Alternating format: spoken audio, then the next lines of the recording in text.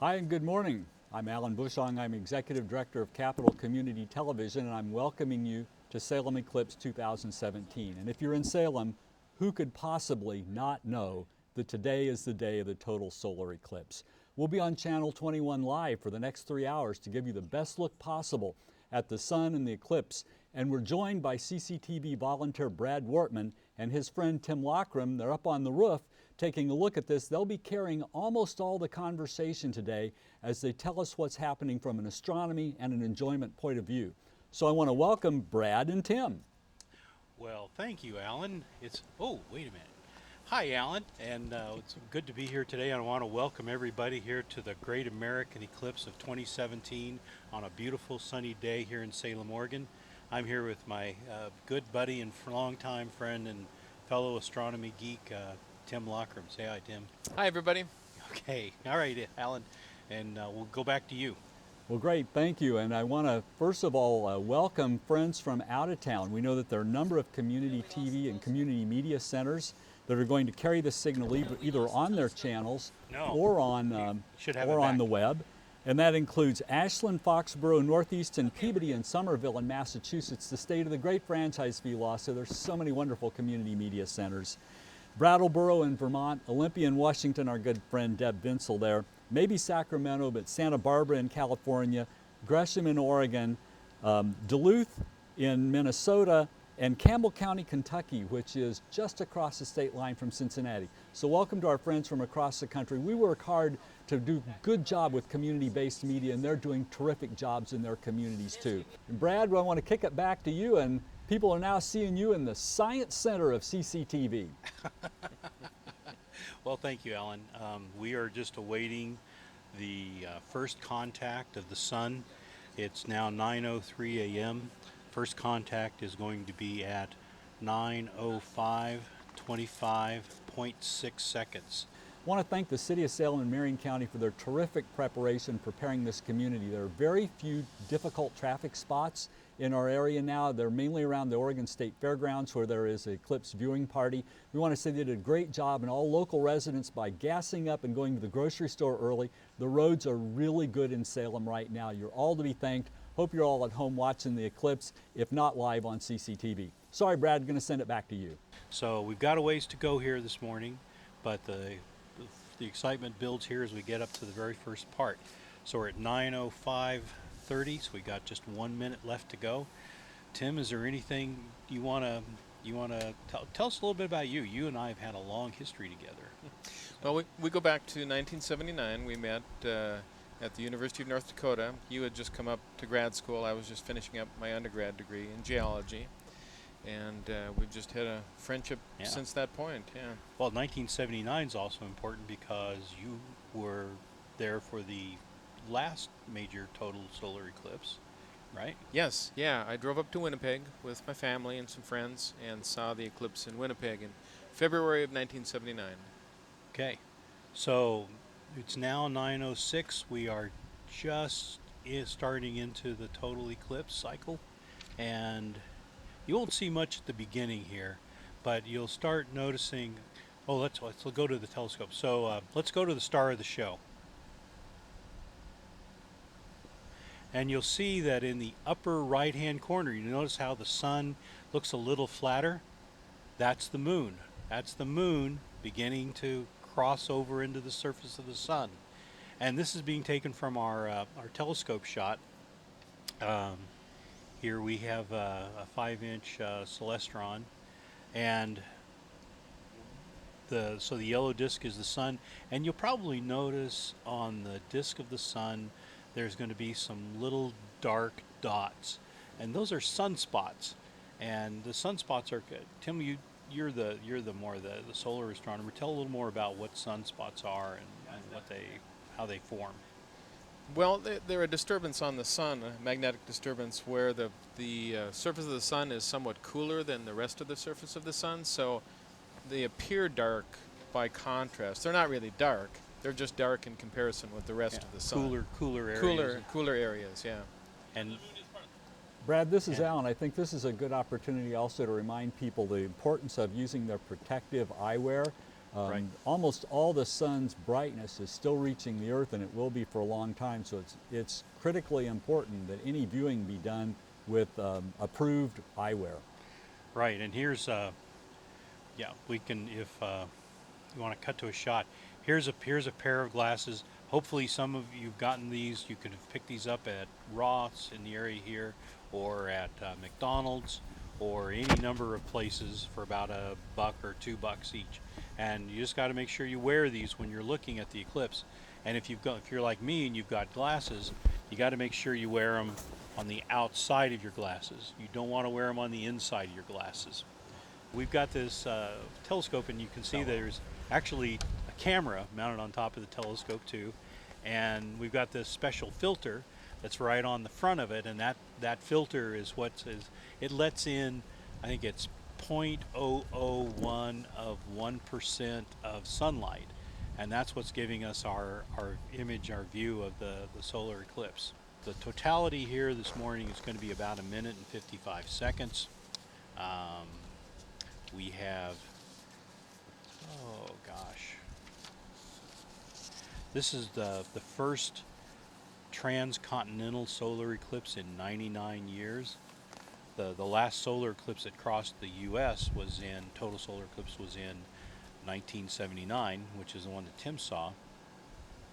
And the next solar eclipse that's going to cross the U.S. is going to be in 2024, and that's going to be across the southeastern U.S. from starting in Texas, and it's going to go all the way up through Maine and up to the maritime provinces. Now, that's for a total solar eclipse. The next solar eclipse of any kind is going to actually be in 2023, and that's going to be again here in Oregon. But it's not going to be a total solar eclipse, because it's going to be a different kind of eclipse, which is what's called an annular eclipse. And you have to remember, when you're talking about eclipses of the sun or the moon, it all has to do with celestial mechanics. That is, the relationship of the sun to the moon and the earth. And because the moon is on a slightly different elevation, a different plane than the plane from the sun to the earth, we get total solar eclipses about or an eclipse of some kind about every 18 months. And sometimes those are total eclipses, but if the moon is if the distance isn't quite right, then the moon won't completely cover the sun, and you get what's called an annular eclipse. And Basically, the orbits of the moon around the Earth and the orbits of the Earth around the sun are slightly ecliptical. They're not perfectly circular. Right. So at some point in the moon's orbit, it's at the furthest point from the Earth, and then 6 months later, it's at its closest point to the Earth. And the same with the Earth and the sun. So it depends on those distances how big each of those images appears in the sky. Right, right. And the one and only eclipse I've been to was in 2012, and it was an annular eclipse. It was out in eastern Nevada, and it covered, I think, 99.2% of the sun, and it would have been great.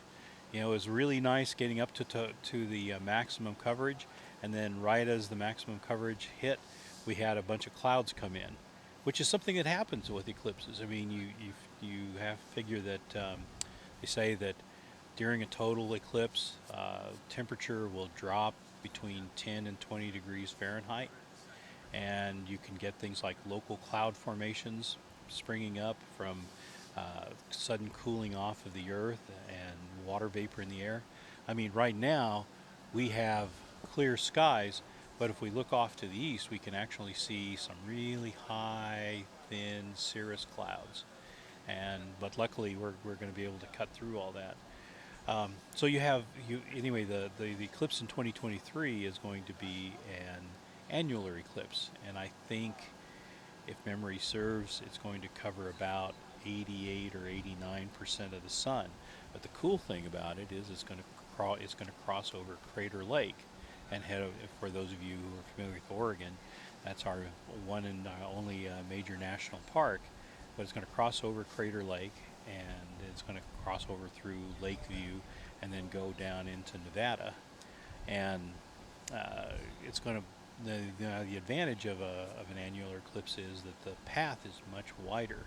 Here we have a pretty narrow path. I think it's what, 70 The miles? path of totality, yeah, it's Maybe pretty narrow, yeah. And the path of totality is again dependent on the celestial mechanics, because the closer the moon is to the Earth, the wider the path of totality.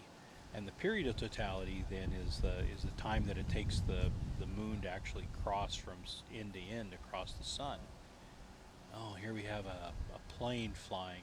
You know, it was a little earlier we were getting set up and we were watching this, and we actually had a plane fly right in front of the sun. I don't know, Alan, do you think we could get a hold of those guys real quick and get them to cooperate with us? Reroute that flight. Reroute that flight? No. So you can see now the moon has taken quite a bite out of the sun already. Yeah, I would say this is what, about 10% now, maybe? Mm-hmm. It grows on you amazingly fast. You know, you'll see the first 10%, and then you'll see the next, you know, we'll get up to about 25%. And then once you get to about 50% totality, you'll see it starting to get noticeably dimmer outside. And one of the things you can do if you have trees, and gosh, we've got a lot of trees out here, is to go out and look at the shadows that are being cast as the sun filters its way through the leaves on the trees. Because what you'll find, you look at the ground, if you have like a white piece of paper, especially to help make it better, but if you look at the ground, you'll see thousands of little crescents as this eclipse goes on, from the leaves filtering, from the sunlight filtering through the leaves and causing little tiny mini eclipses views of their own. The intersections, the gaps between the leaves serve as a little pinhole. Right. So it's right. a bunch of pinhole projections is how Right. it works. And that's a good lead in to talk about how to watch the sun. I mean, you can use the eclipse glasses that we've already discussed. The other option is to create what's called a pinhole camera. And a pinhole camera is pretty easy to do. You basically get a box or two pieces of paper, and white paper, and if you have a box, you put a sheet of white paper in one end of the box, and then in the other end of the box, you literally just put a pinhole into the side, and then you hold the side with the pinhole facing the sun, and you can then cast a projection, an image of the sun onto that white piece of paper, and you can actually see the eclipse as it's forming. Oh, let's see, what other... Let's go back to that annular eclipse in 2023. So what that'll look like then, when the moon's apparent diameter in the sky is slightly smaller than the sun's diameter. So the moon will cover the sun, but you'll still have a complete ring of sunlight around the edge of the moon during what would be totality. Right, they call that the ring of fire. And I think that's a really cool thing to look at. You know, it's you can see prominences and flares that are coming off the sun. With a little luck, we'll get to see. We might be able to get to see something here today, but so far I'm not seeing any flares or any prominences. Although, if you look down at the very bottom of the picture, you'll see what looks like a little lump on the sun, a little projection from the bottom, and that is a solar flare.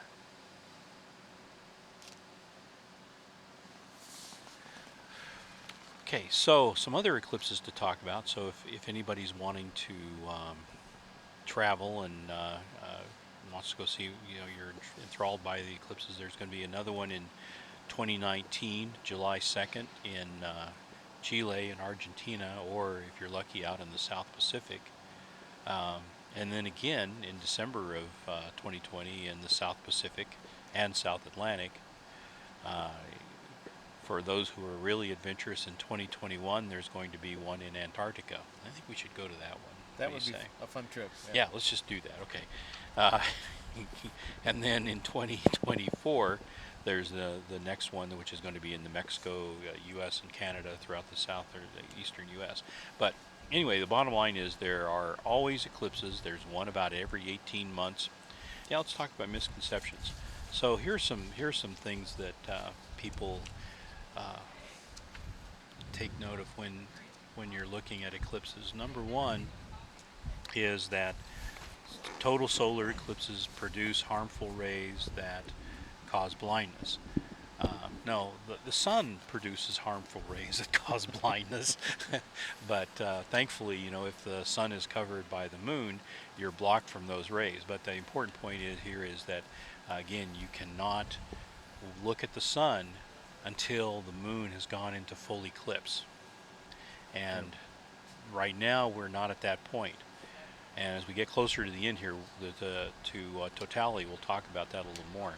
Normally the sun is too bright to look at, right? That's why we don't look at it. But when it gets to 80, 90, 95% totality, it's dim enough you can look at it, but you don't want to because Right. it will damage your eyes for Right, sure. right. Either at least temporarily or permanently damage your eyes. Yep. Another question people have, misconception, is says if you're pregnant, you should not watch an eclipse because it can harm your baby. Well, I was not born during an eclipse, and I'm fine, thank you very much. But it said this is related to the idea that harmful radiation is emitted during total solar eclipse, and we've already talked about that. Another misconception that eclipses will poison any food that's prepared during the event. When did we make those bagels this morning?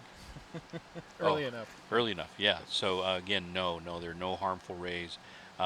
Eclipses are another misconception. Is that eclipses are harbingers of something very bad that's about to happen, and that's interesting because there's several cultural aspects to eclipses. And for instance, I was just listening to NPR yesterday morning. They were talking about how the Navajo tribes really see eclipses as a bad omen because they see the light as good and the dark as basically as evil. And my apologies to anybody who's Navajo that I haven't explained that exactly right, but the general concept is that that the sun is good and darkness is bad, and I believe that's also true. You went to a talk last night, Tim, at the local Chabad Jewish Center to talk about the mystical aspects of solar eclipses, and that was one of the things you guys discussed, right? It was, yeah. Yeah. And then what'd they say? Well, they talked about how many cultures view an eclipse as a bad omen because the sun is covered and the sun is life and light. And I'm probably not explaining it very good, but yeah, many people view it as a bad omen. Yeah, and throughout time that's been the case.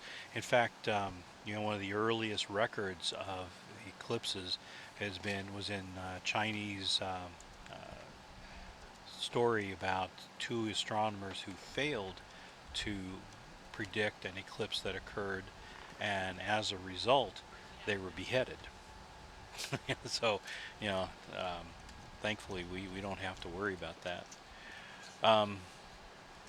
So let's see. And speaking of the Chinese and the history, so let's talk a little bit about eclipse history and how long have eclipses been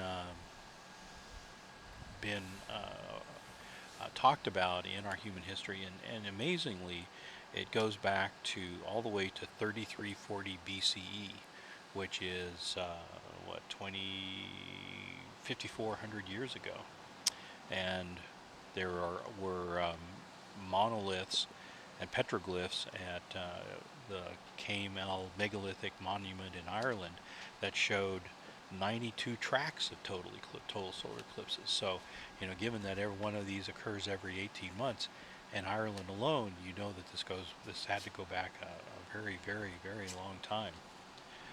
Chinese records go back to 2134 BCE, where records say that it included a passage that translates into English as the sun and the moon did not meet harmoniously. And as I mentioned, they were signs that foretold the events for the for the emperor. So failure to accurately predict an eclipse was considered very bad, and 2 people were beheaded. I'm going to take a break here and just talk about. So it looks like back to our picture. So we are now at about probably what, Tim, you say 20? Probably 20, maybe 25%. Maybe 25%. So it just creeps up on you, and we are just cranking right along. This is the Golden Pioneer on top of the Oregon State Capitol building. And let's try to see a little bit more of the downtown. You can see that even with an eclipse going on, we've still got a terrific amount of sunlight. We're right now having the partial that many communities, that's all they'll have today is a partial. And I think Brad said we're about 30% in. But now we're looking at downtown Salem, the First Methodist Church, passing the church. There's our Starbucks on the north side of CCTV. And just keep going through downtown Salem. The Mattingly mural, the incredibly beautiful Mattingly mural on the back of the historic Elsinore Theater. And you can see again, even with about 30% partial, it looks like the same amount of light as if we had a small amount of haze. And what a terrific picture that we've got here. There are a lot of hot air balloons in Salem, and you see a lot of them. Actually, I have a neighbor only a couple blocks away that owns a hot air balloon, and we're seeing a hot air balloon up right now over Salem. That's a really beautiful shot. So one of the things I was going to ask Tim about was to talk a little bit about his experience in 1979 with the last solar eclipse. So just tell me, where were you? What was it like? Kind of what was your experience with it? And anyway, just take it away. Sure, I can do that. So I was attending University of North Dakota in Grand Forks, and in 1979, and the path of totality was north of Grand Forks. It was about 97% total in Grand Forks, but not total. So we drove north to Winnipeg, which was dead center in the path of totality. I think my mom and dad and a friend of mine and a couple other folks, we all went up there. We found a park, and we set up in a park. And this was February in Winnipeg. And if you've ever been to Winnipeg in February, you know it's cold. So it was very cold. I think it was below zero that day. And we set up and we started watching the eclipse, and it was quite an experience. You could see the sky as the moon came further and further across the sun. You could see the sky starting to darken in that same direction, and eventually you saw the shadow approaching us on the ground, and then we had totality. And I remember the streetlights came on, the birds stopped singing. It was just a eerie, amazing experience. It was one of the most amazing sights I've ever seen in my life. And it lasted. Totality there was a little bit longer than this eclipse. I think we had it for about 2 minutes and 30 seconds, something like that.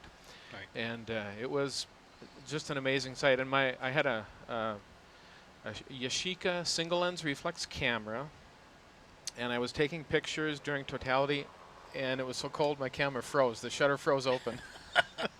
So I couldn't take any more pictures, which was fine because that freed me up to just watch it, and that was actually probably more amazing than the photos I got. So during totality, if you are in the path of totality, don't waste those 2 minutes of totality. It's a pretty amazing experience. You see that corona of the sun spreading out around the moon in all directions. It's quite the experience. Yeah. Now you gotta know, having somebody from North Dakota say that it was cold is really a tell. So. Well, I wish we had our friends from Bismarck joining us today, and maybe they are. Mary Van Sickle. There's actually only one community media center in the state of North Dakota, and it is in the capital, and they do a terrific job. Now, one of the things that Brad and Tim, I don't know if you talked about, which when you're in the total path, is the speed at which the shadow of totality reaches you. And I understand that it can be anywhere from 1,500 to 2,400 miles an hour. Right. And is that right? And around 1,800, and that would explain why that fits in perfectly with the math of a 90-minute total from coast to coast. Right, Yep. because the Earth you look at people in the ISS, the space station, they circle the Earth about every 90 minutes, and that's the rotation speed of the Earth. Well, yeah, and it's actually the speed of the moon in its orbit going across the sun Right. is the actual speed of the eclipse. So the moon makes one revolution around the sun every 28 days. The moon is 238,000 miles away from the Earth, so somebody else can do the math. Right, right. And I think also it's interesting, considering that the sun rises in the east and so does the moon rise in the east, the question would be, why does the solar eclipse go from west to east instead of east to west? And that's all has to do with the mechanics. I don't think I've ever heard of an eclipse that goes east to west. No, because the moon only orbits one direction, right? Right, So it can't right, happen right, the other right, the right. other way around. Yeah. Right. One thing we could talk about is why there isn't an eclipse every time the moon orbits the Earth. Why doesn't it come in between the sun and every time it orbits? And of course the Right. reason is because the moon's orbit is tilted slightly with respect to the sun, the Like Earth's orbit around the sun. 5 degrees or something, right? Yeah, so it has to just happen to intersect the plane of the sun's orbit as its new moon, as we call it, as it passes Right, in front of the right. sun. So those are the only times we see an eclipse. The Chinese would describe eclipses as the dragon eating the sun. Or for Mayans, it was jaguars, I believe, were eating the sun and digesting the sun and then coming it back out. So this is almost like a rebirth event for a lot of people. And there are people who's come out of this completely changed by it. Well, here's a question for you that I'd like to see if you can answer. Do sunspots change rapidly? It looked to me like there was activity in the lower, almost lower center, but a little bit to the left of the sun that we hadn't seen earlier. And maybe this is Tim's bailiwick. Are we seeing things that could have rapid change there? Areas that go from dark to light in a matter of minutes? There can be changes that quickly. Typically they last a number of hours or even days. But yeah, they can change fairly quickly. Yeah, and you'll notice that sunspots, when they appear, you can see them appear and disappear, but they will also rotate across the face of the sun. And that's not from them rotating, it's because the sun itself is spinning. And so you can actually observe and watch the sun's rate of spin based on the sunspots. Yeah, you don't normally think about the sun rotating just like Right. the Earth, but it Right. does. Yeah. Right. And the moon does too, but the moon rotates at the same speed as it orbits the Earth, so the same side of the moon always faces the Earth. Right, Which is kind right, of interesting. And so what is it? It's 10,000 years that it actually takes once in the heart of the sun, once a nuclear fusion reaction releases light. It takes something like 10,000 years for that light to actually reach the surface of the sun, because of the intense gravity of the sun actually keeps the light from escaping the point. Now, that's probably something we should start talking about, because now we are getting into, we're probably more than 60% occultation of the sun now, and as we start getting closer towards the end, we're going to see some interesting events happen. One of those is that as we get down to what we call second contact, which is just the few seconds that occur just at the end when the moon almost has totally covered the sun, you'll see a couple of things happen. One of them is what they call the diamond ring effect.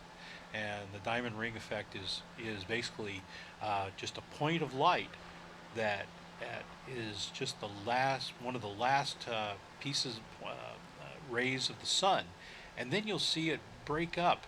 The diamond ring will break up into one or more little tiny points of light, and those are called Bailey's beads.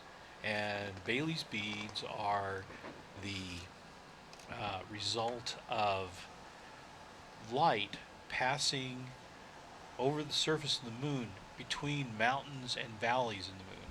So they were actually first using the eclipses to actually measure the height of mountains at the moon and the valleys, and to get an idea of what the surface topography was like, because that you could actually see it in 3D.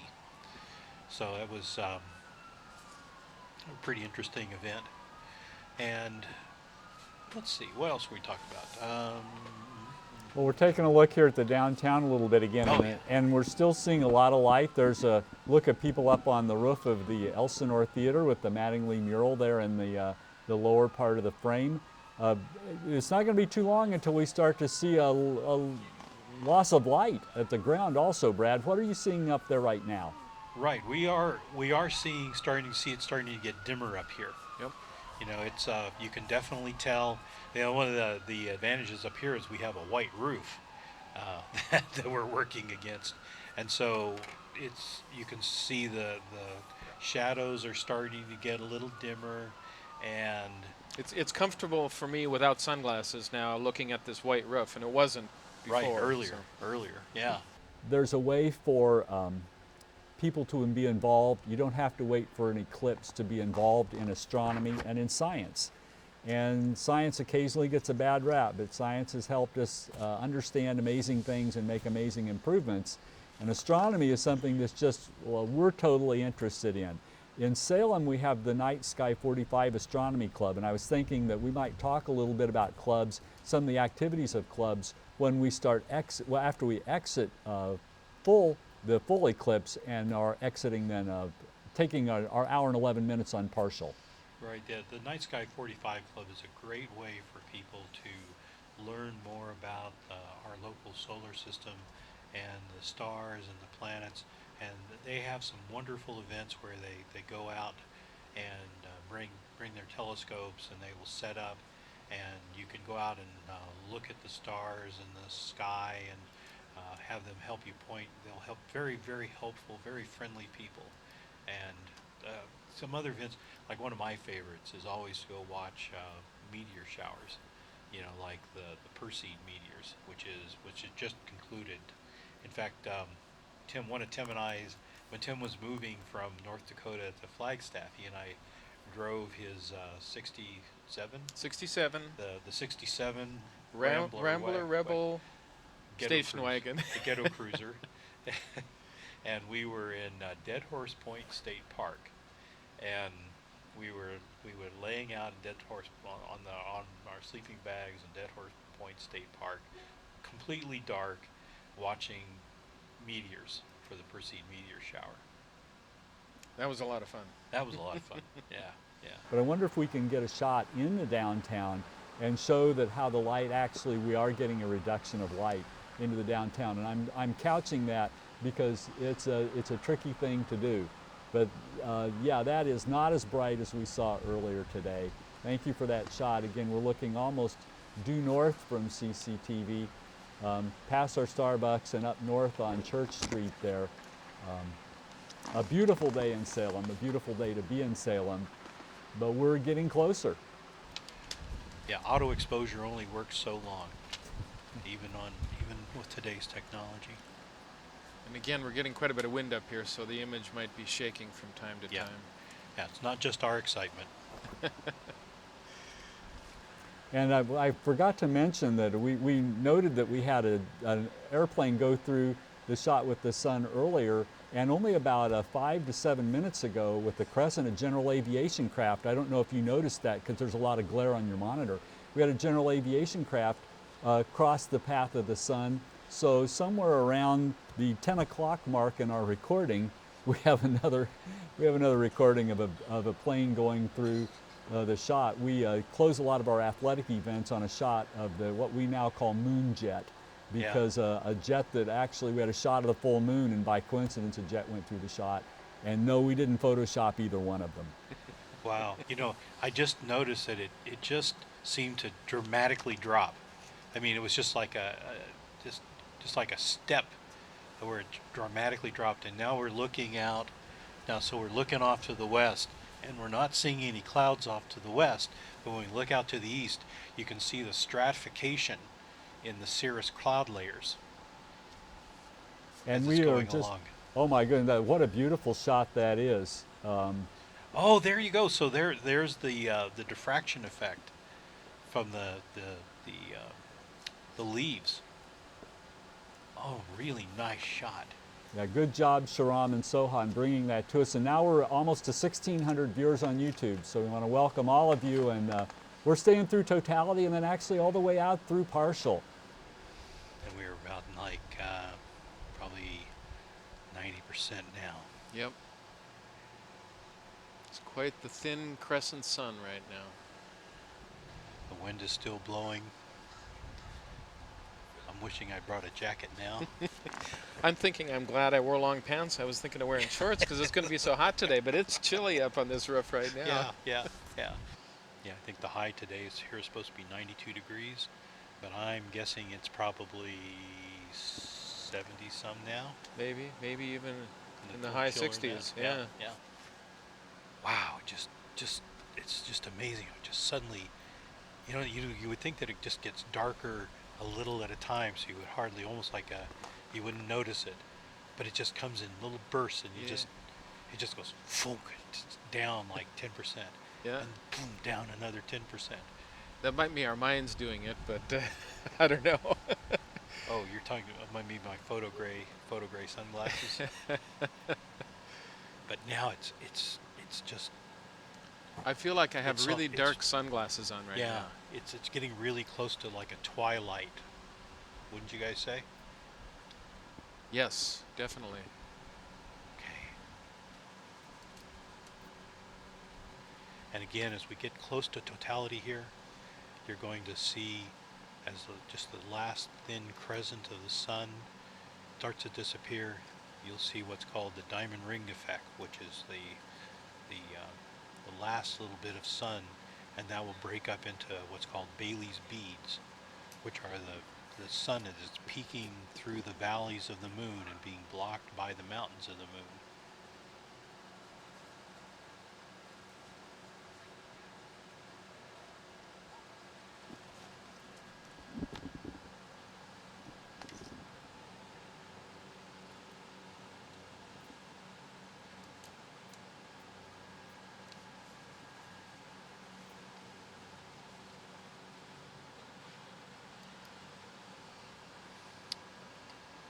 Okay, about 1 minute 20 seconds, and now it gets really dim. That's not us imagining it. It's just dim.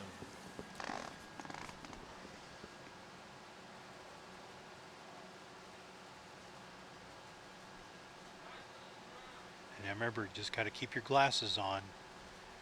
For another minute or so. Yep. We're 1 minute away from totality.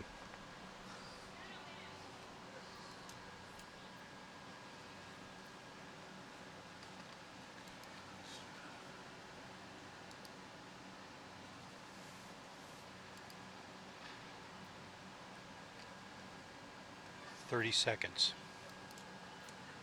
And you can see the sun just rapidly disappearing.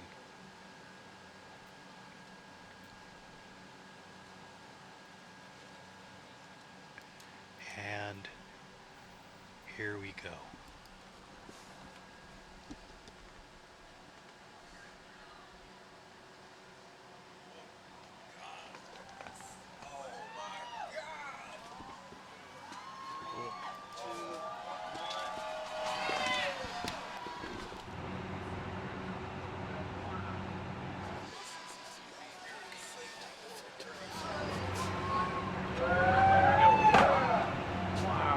We're in totality.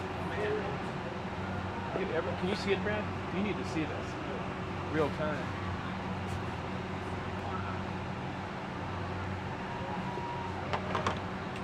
Yeah, you gotta see this.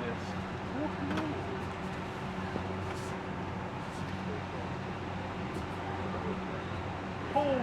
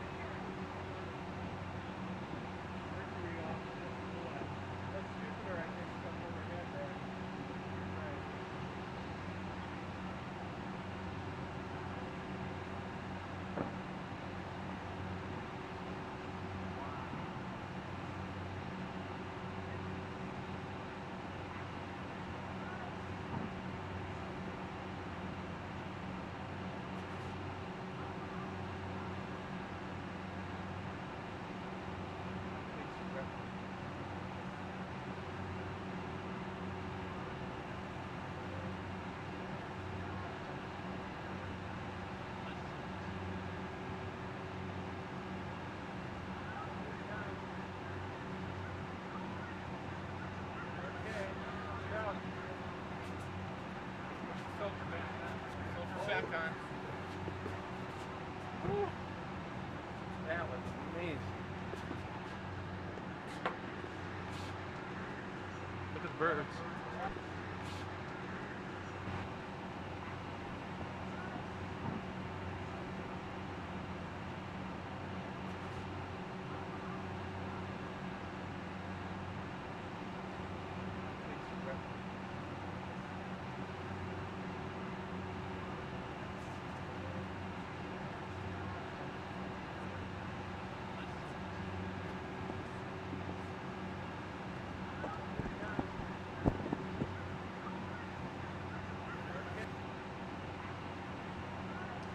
That was pretty amazing.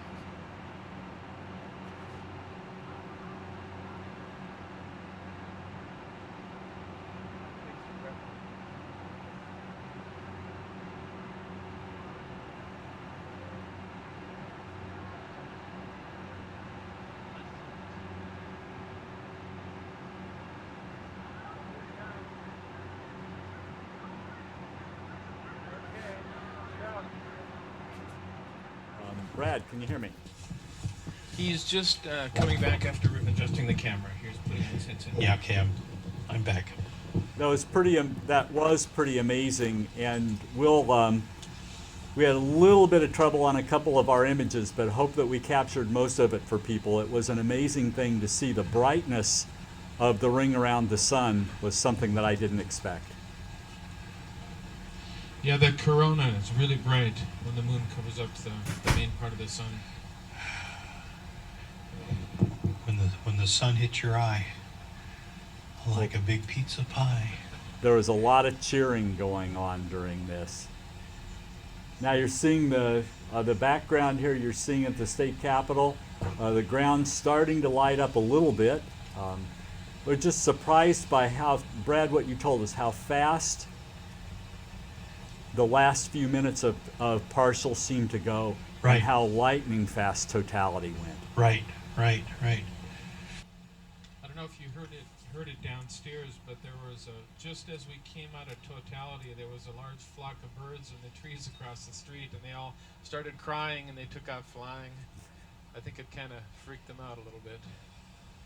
One of the reasons that a lot of people around the country are able to see this is that there are so many communities that have vibrant community media centers like we do in Salem. So again, we are most appreciative of the centers who are able to either pull our feed, our internet feed, and put on their channels, but more frequently just to promote our YouTube feed on Facebook. And again, we have centers from a number of places in the country that are doing this today. And again, Massachusetts being the sometimes almost the alpha and omega with the franchise fee law they have in so many excellent centers. We know Ashland, Foxborough, Northeastern Peabody, and Somerville on Brattleboro in Vermont, Olympia in Washington, Sacramento and Santa Barbara in California, Gresham, Duluth, Minnesota, and then Campbell County, Kentucky, just across the Ohio River from Cincinnati. And we welcome our friends from across the country to what has been a really spectacular morning in Salem with the total eclipse. The first one visible in Salem since 1979, is that right? That's correct. The same one that Tim saw. First contact is where we go from where the moon first contacts the sun. Second contact was just before totality. We've now just passed third contact, which is just when the moon exits and starts and then fourth contact is when the moon disappears completely. Lunar eclipses are pretty magical in themselves, mainly because the moon is its reverse order. I mean, the Earth passes between the sun and the moon, but the difference being that there's so much light reflected off of the Earth that the moon never goes completely dark. You know, it gets this really deep red or deep brown color to it. It looks like a penny, a copper-colored penny. Yeah, copper-colored penny. Yeah, and in fact, we just had what was it, last year? A couple of years ago, we had 3 lunar eclipses in the same year. That's right, yeah. Which is a very rare event.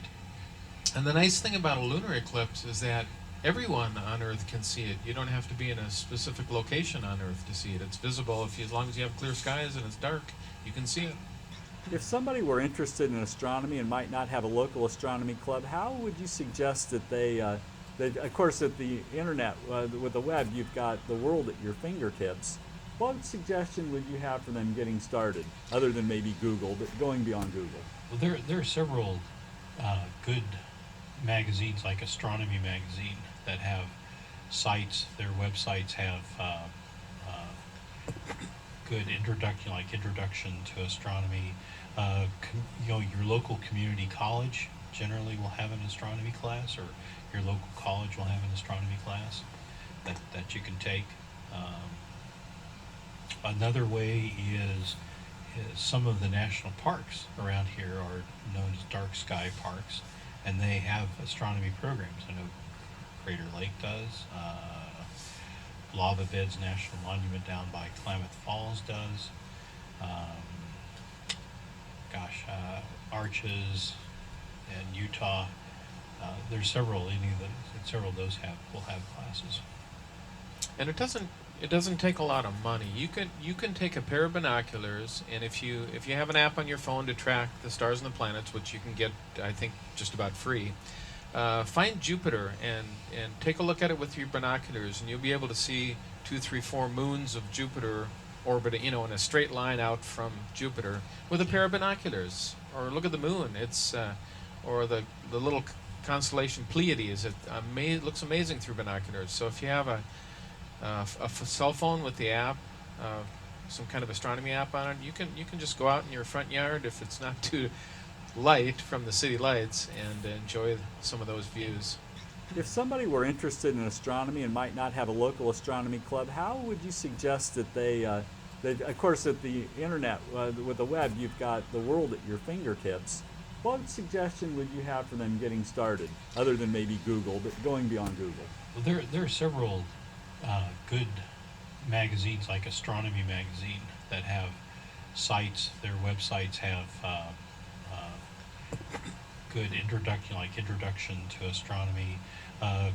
Your local community college generally will have an astronomy class, or your local college will have an astronomy class that you can take.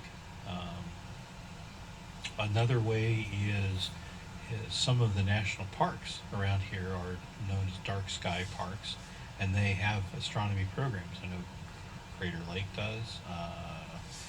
Lava Beds National Monument down by Klamath Falls does. Arches in Utah. There's several. Several of those will have classes. And it doesn't take a lot of money. You can take a pair of binoculars, and if you have an app on your phone to track the stars and the planets, which you can get, I think, just about free, find Jupiter and take a look at it with your binoculars, and you'll be able to see 2, 3, 4 moons of Jupiter orbiting, in a straight line out from Jupiter with a pair of binoculars. Or look at the moon. It's or the little constellation Pleiades. It looks amazing through binoculars. So if you have a cell phone with the app, some kind of astronomy app on it, you can just go out in your front yard if it's not too light from the city lights and enjoy some of those views. Well, that's a good point, and we also have parks close by where you're not going to have so much spill light from cities. Right. And I'm trying to remember the last time I saw the Milky Way, which, having grown up in a farm town in the Midwest, I could see all the time because there was no light pollution at all. Yeah. You can also just get a recliner and go out in mid-August and watch the Perseid meteor shower. Doesn't cost anything other than like I said, a lounge chair so you're comfy and something to cover you to keep you warm. That's the key, is to be lying down, because if you go out and stand up and stretch your neck and try and see a meet, after 5 minutes you'll get discouraged and go in. You need to be able to lay out for maybe an hour. My daughter and I we were up along the North Shore of Lake Superior on it's the night of August 12th every year, the Perseid meteor shower. Lay down facing to the east-northeast, which is where they will radiate from. And if you have a complete unobstructed view of the sky, you can see 30, 40, 50, 60 an hour, you know. Mhm. And some of them are bright enough they leave a little vapor trail behind them. Mhm. It's pretty cool. Tim, explain why that's an annual event always on the same day. Sure. Yeah. What happens is the reason the meteor shower occurs is because the Earth is passing through some dust in space. I think from a comet that Swift went Tuttle. through. What was it? Swift Tuttle. Swift Tuttle. Yeah, that's right. Many years ago, and that that dust is in the same spot every year. So every year on the night of August 12th is when the Earth intersects it. You can see it for a couple nights before and a couple nights after, but the peak is the night of August 12th, the early morning hours of August 13th every year. Yeah, and as Tim mentioned, so most of the dust is just little tiny specks, you know, less than a grain of sand. The ones that get like pea size will leave a vapor trail, and I'll never forget being up on top of Larch Mountain here just east of Portland. And you know, it's amazing too just how much elevation makes a difference, because you know you may only be up 800 or 1,000 feet, but you'll feel like they're passing right in front of you, you know. And but I saw one that had a bright blue green tail, and you could see pieces of the meteorite coming off and leaving like sparks and kind of looking effect. That is spectacular to see, Yeah. to see that. We call that a bolide meteor. Right. So, yeah. Church Street in the Starbucks parking lot, and there's Ferry Street. Nobody on Ferry Street right now. Beautiful day in Salem. Beautiful day in so many parts of the country today. We've all been sweating this out. You know, what's the weather going to be like on August 21st? Salem historically has a 71% chance of clear skies on August 21st, which means, of course, 29% of the time life isn't so good. And we've had such a hot, dry summer, a record high temperature summer, and so many fires. And the fires threaten viewing in a lot of areas. We'll hope for our friends in eastern Oregon that in the Madras and Prineville areas, where there are so many people going to view the eclipse, that the fires didn't block that possibility today. Now, what are people going to do now with their solar glasses? I don't think that probably a whole lot of people are interested in looking at the sun all that much other than eclipse day. What should people do with these solar glasses? Well, that's a good question. I suppose most of them will just end up in the trash or as souvenirs. But yeah, I mean, you can certainly keep it to just take a look at the sun periodically. It's kind of cool to be able to see that orange orb of a sun in the sky just by looking up. You know, and there may be another partial eclipse in their future if somebody wants to have a pair of these glasses available. You can guarantee though they're pretty cheap now. Yeah, they're pretty cheap now. In fact, I've got a couple if you're interested. So I'm interested, because you're both interested in astronomy. You're interested in astronomy outside of eclipses. Eclipse is a special event. What are the kind of things that you look at? You've got telescopes. What are your favorite things to look at, to photograph, to track? Well, I'm just a general photography person. I like to do landscapes, geology. I take way too many photographs, yanking off to the side of the road and making Martha White while I stand at a road cut and go, "Oh God, look at that reverse fault! Isn't that something?" Yeah, I love stargazing, and I really haven't done much astrophotography, but I have a telescope, small telescope, and I love keeping track of the planets: Saturn, Jupiter, Venus, and Venus goes through crescent shapes just like the moon does, and that's kind of fun to see in a telescope. Watching the moons of Jupiter, the great red spot of Jupiter. The Pleiades is a beautiful view in binoculars. Yeah, so those are some of the things that I like to observe. I should tell them about your first telescope. Oh, yeah, my first telescope. Basically, it was a 4 1/4 inch reflector, which means it has a mirror at the back of the telescope that reflects the light up back to another secondary mirror mounted at a 45-degree angle, and then out the side of the telescope to the eyepiece. And I basically bought the parts individually and put it together myself. I made made the base for it, and God, that little 4¼ inch reflector, I used that thing for probably 30 years, till finally the mirror got kind of oxidized, and I had to get rid of it. Working, functioning smoothly. Yes, we did.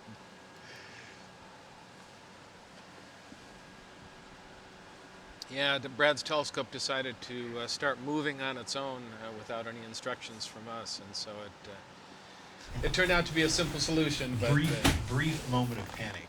yeah.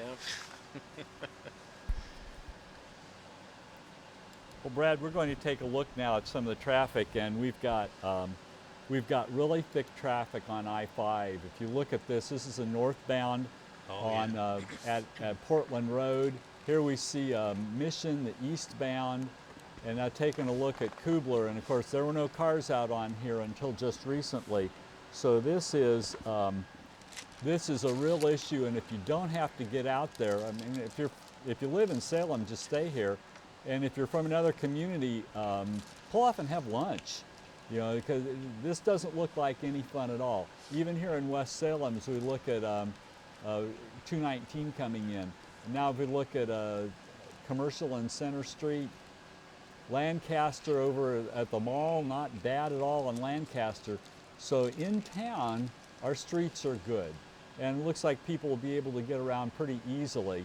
This, of course, is really close to a CCTV here.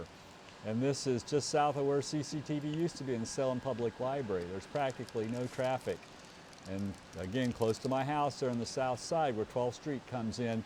This, you can't see the interstate, Kubler and I-5, because if you could see the interstate, this is what you would see. This is what it's like in Woodburn with people headed back to Portland or Washington. Here we see again Portland Road. So if it's this way, that's a 12-mile distance there. And this throws in another 4 miles, and the traffic's bad in all of it. And then of course the southbound traffic, people headed, it's bad all the way to Highway 34, well, it's 6 miles south of Albany. So again, if there's no need to get out, enjoy the day. It's really pretty. You're not going to work anyway.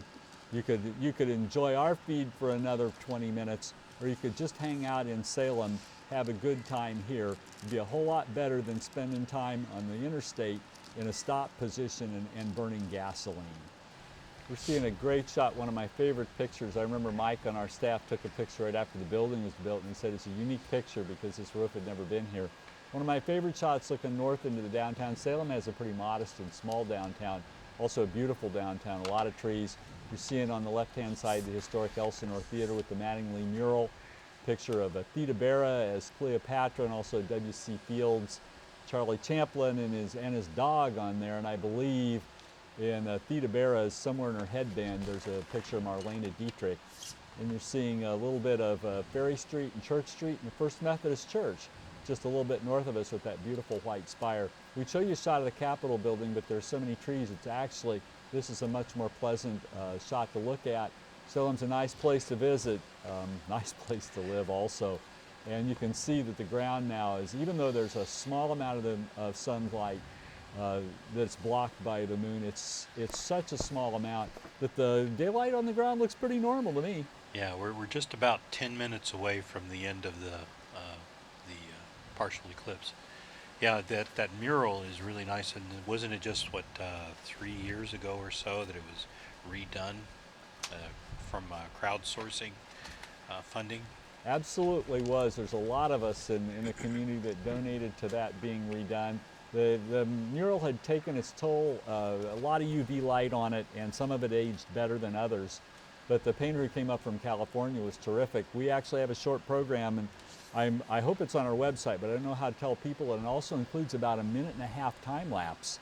I think that's about the length of the time lapse on the mural being painted. So that was very cool when that happened, and I was one of the people that brought a camera up and set the time lapse on it on a number of days as they tried to beat the rain in September a few years ago. Oh, well, it is, and the Elsinore is just an absolutely beautiful theater to visit and go to. So as we wrap things up here, Timothy, any final thoughts you have? There's nothing like a total eclipse. That's Of the for heart? sure. Well, that too. Well, I think we will stay on. Yeah, good time for final comments. We're going to stay on until we can see the whole yellow ball. And for people that don't live in Oregon, we don't see this yellow ball a lot in the winter months, although I think it's somewhat overstated how cloudy and rainy it is. But it's we like the summer months, and so it's a special treat. And Kirby lets us know that we've still got 600 people on YouTube and 30 on Facebook. So we're going to be with you probably another 5 to 6 minutes as we watch the eclipse complete.